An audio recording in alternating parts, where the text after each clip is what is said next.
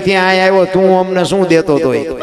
એટલે કે કાઠિયાવાડમાં કોક દી તું ભૂલો પડી જા ભગવાન એકવાર અમારો મહેમાન થઈ જા સ્વર્ગ ભૂલાવી દઉં સાંભળા અમારા ઘરમાં દાણા હશે ને તો તને રોટલો કરી દેશું દાણા નહીં હોય તો પાણીનો લોટો ભરીને ઉભા રહીશું અને ઘરમાં દાણા પાણી કઈ નહીં હોય તેથી દીકરા કાપીને ખવડાવશું પણ ભાઈડા કોક દી મહેમાન તો થા અમારો ઈ આપણા આશરાનો ધર્મ છે માગણ આવે ને ડેલીઓ આડી કરે એનું કામ નથી માય કાંગલા કહેવાય એનું કામ જ નથી રામ અને હું તો એમ કહું છું માગણ ને નહીં દો ને દવાખાને હાથો હાથ દેવા જવું પડશે ઈ તો અહીંયા ત્રાજવું લઈને જ બેઠો છે કોઈને ખુમારી હોય તો કાઢી નાખ હાથમ આઠમ નો તહેવાર હોય હું તો એમ કહું ઝૂંપડામાં કોક રહેતા હોય લુગડા વગરના છોકરા ધૂળમાં રમતા હોય હાથમ આઠમ નો તહેવાર હોય ને તમે કોક દીક પૂછજો કે હાથમ આઠમ નો તહેવાર છે તમે ઢેબરા કેમ નથી બનાવ્યો એ લુગડા વગરના છોકરાની માં હોય ને ઈ એમ કે થોડોક પૈસા હતા ને લોટ ને ગોળ લઈ આવ્યા તેલ નહોતું ને એટલે ઢેબરા ન બનાવ્યા અને જો મારો નાથ અપાવે ને એમાં ઝૂંપડામાં 500 કિલો તેલ આપી આવો ને એમાંથી જે ઢેબરા બને અને એ લુગડા વગરના છોકરા ખાય ને એના પેટમાં જાય ને પછી જે આશીર્વાદના ધોધ છૂટે ને એ ખટારા ઠાઠામ ગરી ગયા હોય ને તોય મારો નાથ ન મારી શકે રામ કરવાની જરૂર તો આ છે પૈસા વાળાને તો સલામ મારવી પડે આપણા ગામ નો હોય આપણને ન ખબર હોય ત્યાં ચમ ભેગા કર્યા નો મારી નડે અરે હું તો એટલા માટે કહું છું ધર્મ હું બેનું ના તમે કહો તો હવાર સુધી દાખલા જ્યાં ધર્મ ધ્રુજો બાપુ આ હરિચંદ્ર રાજાએ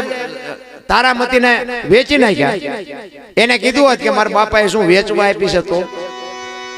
આવડો મોટો ઇતિહાસ નો હોત આપણી પાસે ઈ કે આ દેહ નો ધણી તું છો તું કાપી નાખતો હોય ભલે ને વેચી નાખતો હોય ભલે બાપુ એના ઇતિહાસ થાય એમ નામ નો થાય પતિ પત્ની કા એક મતા તો સરગાપુરમાં સતા અખિલ બ્રહ્માંડ નો માલિક આવ્યો છે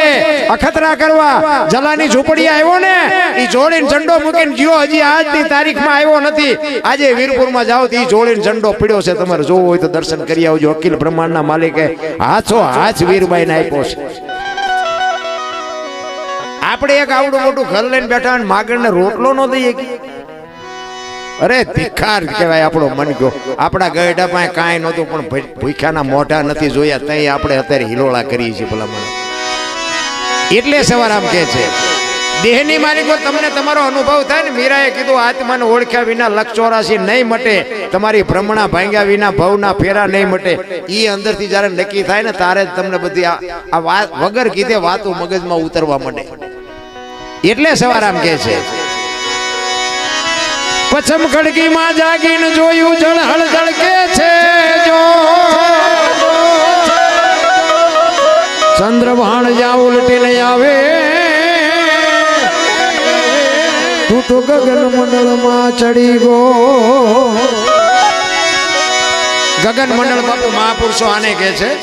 આમાંથી કાંઈ પણ તમારે કાર્ય કરવું હોય ને વિચાર આમાં આવે કાંટો પગમાં વાગે ને તો ખબર આય પડે તમારે સુરેન્દ્રનગર જવું છે વાડીએ જવું છે આ લેવા જવું છે આ કરવું છે બધું આમાંથી નક્કી થાય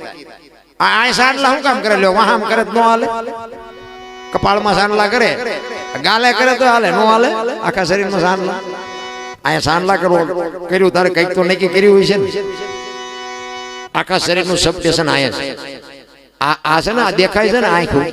એ આંખું બંધ થઈ જાય ને બાપુ અંદરની આંખ ખુલી જાય ને તો જગતમાં ક્યાંય અંધારું નથી અને ઈ ખોલવાની જરૂર છે આ દિવારિયા ને આ દીવા આપણા બનાવેલા છે ઈ અંદરનો દીવો જેથી ખુલી જાય ને તેથી બાપુ આ જગતમાં ક્યાંય અંધારું ન થાય ને કોઈ દી લાઈટ જાય ઈ સદગુરુની કૃપા હોય તો પતે એટલે ગગન મંડળમાં ચડીને ગોતવાનું કીધું કે આમાં ગોતો બધું મળી જાય બાકી કરેલા છે એ તો કહું બધાને ભોગવવાના જ છે પણ તમને કહેવાનો મારો મિનિંગ વચન કર્યું હોય તો તમને કર્મ કાપવાની શક્તિ મળે બાકી ભોગવવા પડે ને ભોગવવા પડે એમાં કોઈ કઈ કરી ન શકે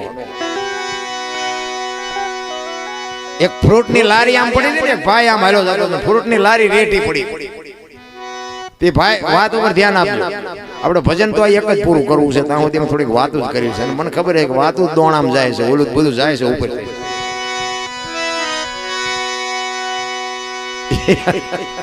ઈ લારી પડી ગઈ ને લારી રેટી હતી બેનું જાવ છો જાવ ના ના થાય કે આવીશું ઈ લારી આમ રેઠી પડી હતી ને અને ભાઈ આમ જાતો તો એની આમ દ્રષ્ટિ પડી એટલે દ્રષ્ટિ પડી ને, જો ઈશ્વરે તમારો મારો દેહ આ દુનિયામાં બનાવીને મૂક્યો ને, ઈ દિવાલ પૂરી અને દીવો કરીને મોકલ્યા છે. ઈ દિવાલ ખૂટી રહે પછી રામ બોલો ભાઈ રામ. કોઈ દિવાલ નહીં પૂરે, તમારા ગુરુ નહીં પૂરે, તમારો ભાઈબંધ નહીં પૂરે, તમારો હગો નહીં પૂરે. ઈ દિવાલ છે ને ત્યાં સુધી બાપુ મોજ કરી દે. એક ઘડી આધી મેં પુણ્યા 24 કલાકમાં કઈક થાય નહીં કરજો બાપુ, બાકી દુનિયામાં કઈ છે નહીં. દુનિયામાં આ જેટલી સંપત્તિ છે ને એના આપણે ચોકીદાર છીએ, માલિક નથી. અને માલિક હોય ને તો ભેગું આવે. આ ચોકીદાર જેમ રિટાયર થાય ને એમ આપણે પછી રિટાયર થઈને છોકરાને આપવાનું, છોકરા ગરડા થાય પછી એના છોકરા આવે. બાકી આ બધું નોકરી જ છે, આમાં રિટાયર થઈ જવાનું છે, માલિક કોઈ છે જ નહીં. આવ્યા એમ જ જવાનું છે. પણ મીઠપ ભરેલા માનવી જેથી જગ છોડીને જાય, કાગા એની કાણ્યો ઘરે ઘરે મંડાય. હારો માણા હોય ને એ વયો જાય એટલે જગતને યાદ કરવો પડે. પણ એની માટે સારા સંસ્કાર જોવે ને સારા સંસ્કાર માટે સારી જનેતા જોવે. હારી મા વગર બાપુ હારા સંતાન કોઈ દી નહોતા. માં ભગવતી જીજાબાઈ શિવાજી એના ઉદરમાં હતો તેથી બાપુ રામાયણ ને ગીતા ઓગાળીને પાઈ દીધી હતી. માને ખબર હતી કે મને ભગવાન દીકરો આપે દીકરી આપે, પણ મારું સંતાન માય કાંગલું કોઈ દી ન થાય. ખુમારી માને હોવી જોઈએ. હું તો આ બહેનોને ખાસ કહું, આજે ગંગા સતી ને પાનબાઈ જેવી દીકરીઓ થાય ને ગોપીચંદ ને ભરતરી જેવા દીકરા થાય, ન થાય એવી કોઈ વાત નથી. પણ એ ખુમારી તમારી હોવી જોઈએ. તમારે હું તો એમ કહું કે ઉદરમાં સંતાનનો વિકાસ થતો હોય ને જન્મ ન થાય ને ત્યાં સુધી બહેનોને હાથ જોડીને કહું છું, મોબાઈલ ને તો અડતા જ નહીં. કે મોબાઈલ ની જે તમે બોલો કે મોબાઈલ વાપરો કે ખોરાક ખાઓ એની અસર બાળક ઉપર પડે. મારા માજી હતા ને, અમારા મોટા ભાભી સાહેબ ને બધા હતા ને, એ વખતે તમને કહું, અમારા આપણી સંસ્કૃતિની તમને વાત કરું કે ઉદરમાં સંતાન હોય ને એટલે અમારા માજી અમારા ભાભી સાહેબ ને એમ કે જેવું તેવું ખવાય નહીં, જેવું તેવું બોલાય નહીં, હી હી હા કરાય નહીં, જેના તેના ઘરે જવાય નહીં, કે બધું બાળક ઉપર. બાપુ અંગૂઠા સાપ ને આ ખબર હતી. અત્યારે ભણેલા ગણેલા ના ખબર નથી. બોલો ગમે એ ખાવાનું, ગમે એ બોલવાનું, ગમે અહીંયા જવાનું, ગમે એ જોવાનું. બાળક તો બાપુ હારા તો માં ધારે તો જ કરી શકે. માં નું જ કામ છે. હું તો એમ કહું કે કપાતર પરજા પાકે ને એમાં માનો પૂરેપૂરો ફાળો જ હોય. માએ ધ્યાન ન આપ્યું હોય તો જ કપાતર પાકે. આ સંત ને સુરા ને ભગત ને દાતાર ને આ કલાકાર ને જે છે ને એ બાપુ જન્મે બને નહીં. એમ જો બનાવ્યા બનતા હોત ને તો બધા કલાકાર થઈને રોજ લાખ રૂપિયા લઈ આવે. બને નહીં, જન્મથી હોય. ગામમાં એક કપાતર હોય ને એ જન્મથી જ હોય. નથી ઘણા કહેતા હારો હતો બગડી ગયો, આ બગડેલો જ હતો, ઓળખવા મોડું કર્યું. કપાતર હોય કપાતર જ હોય. જનેતા ધારે એવા દીકરા બાપુ આજે દુનિયામાં જનેતા. અને આજે બાપુ છે દુનિયામાં, નથી એવું નથી. મારું સંતાન બાપુ જેવું તેવું થાય નહીં, ખુમારી તો હોવી જ જોવે માને. હું તમને એક જ વાત કરું કે માં 9 મહિના ઉદરમાં રાખે, એનો જન્મ આપે, લાલન પાલન કરે, બેહતા બોલતા ખાતા પીતા બધું માં કરે. અને નામ વાય બાપાનું લાગે. બોલો માનો ભોગ છે એટલો બાપનો નથી, આખી દુનિયાને ખબર છે. તો એ નામ વાય માનું નહીં, બાપનું જ લાગે. પણ આ સમર્પણ છે માનું. શું કામ? માએ કીધું આની વાય કે એના બાપાનું રાખો. કે કેમ? એ કે આ કોથળીઓ તોડીને ઊંધો પીડ્યો હોય ને કોઈ કેમ કે કોનો છે, ફલાણી માનો છે, તો એ કે મારા ખોળી આમ જીવ નહીં રહે, એની માં એને બાપાનું રાખો. આ સમર્પણ છે માનું. ત્યાગ, જેને ત્યાગ કહેવાય.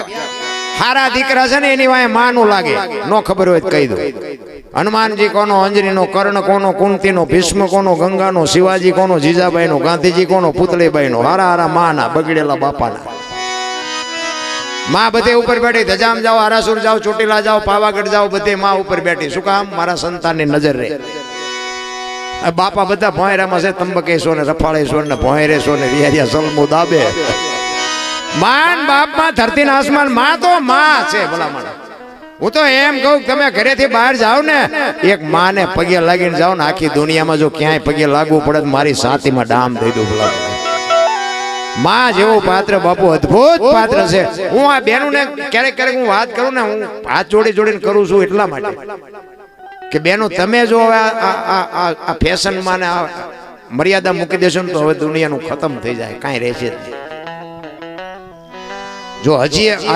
મેં હમણાં કીધું એમ જ્યાં ધર્મ ધ્રુજો જો સગાડશે ને અહીંયા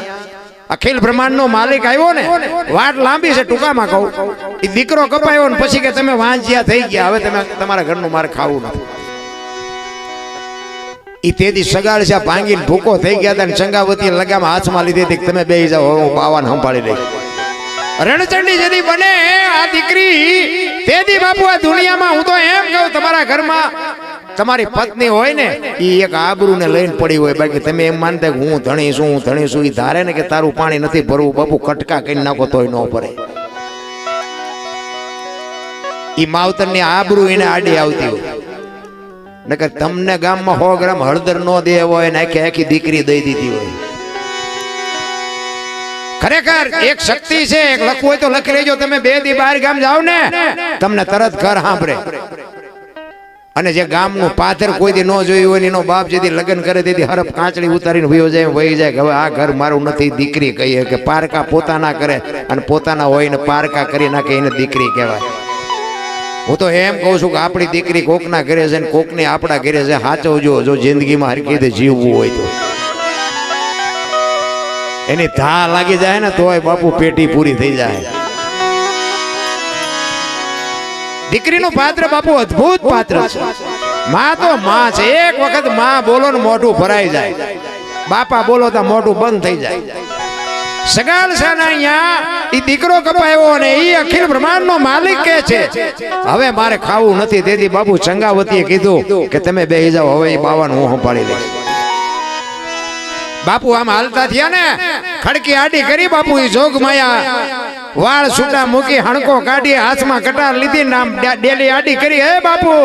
બેહી જાઓ ઈ કે જેમ આવો કે નથી જવાનું બેહી જાઓ ધ્રુજવા માંડ્યો અખિલ બ્રહ્માંડ નો માલિક બાપુ આ દીકરી પાસે એક શક્તિ પાસે અખિલ બ્રહ્માંડ નો માલિક ધ્રુજવા માંડ્યો કે જોગમાયા શું કરશે અને આપણા ઘરમાં બાપુ ઈ જેથી રૂઠે ને તેથી શું થાય નું કઈ નક્કી નહીં અમારે અહીંયા બનેલો દાખલો 2 માણસ રહેતા હતા ને ભાઈ કરતા ખેતી ને બેન કરતા ઘરનું કામ બેન રસોઈ બનાવતા હતા એમાં એક ઘરમાં પાપડનું પડીકું હતું રોજ આડું આવતું બેન ને એમ પાપડ શેકી નાખું ખાશું હું મારો ઘરવાળો શેક્યા રસોઈ બનાવી ઓલો આવ્યો આપણને તો ધણી નો પાવર હોય ને હું ધણી શું ધણી સહેજ કોક બીજો થઈ ગયા બીજા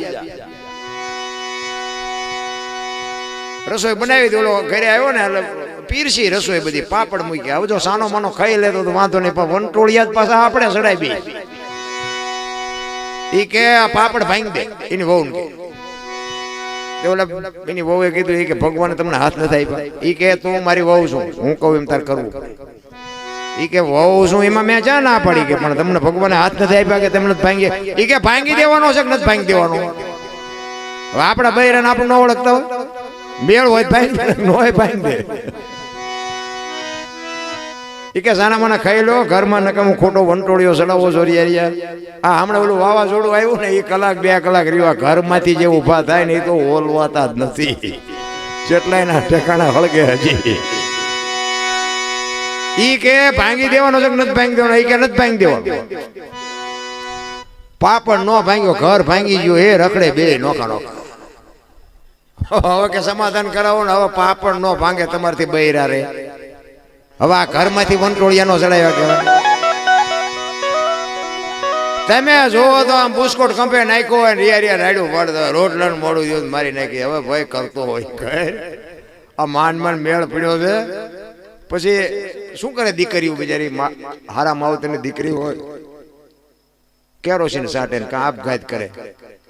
પછી રબડ જેવા થઈ જાય પછી છોડીને આવડે નહીં સાનકી છોકરા રે નહીં સાના હદવે છે ઘર ભાંગે પછી કપ પડે ઘટી માના પછી માયો રોટલા દે